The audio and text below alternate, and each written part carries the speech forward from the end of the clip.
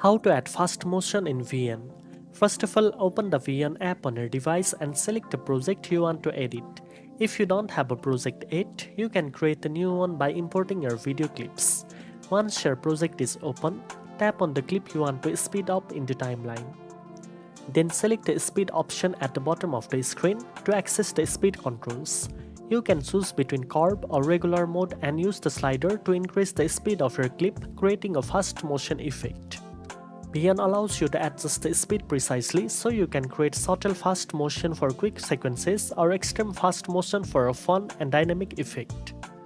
You can also split your clip and apply fast motion to specific parts while keeping other section at normal speed for creative storytelling. Preview the changes in real time to ensure your fast motion effect looks smooth and matches the flow of your video. Once you are satisfied with the timing and speed of your clips, your project is ready for the next step. Now you know how to add fast motion in VN. If you found this tutorial helpful, don't forget to like, share and subscribe for more editing tips. Thanks for watching and I'll see you in the next one.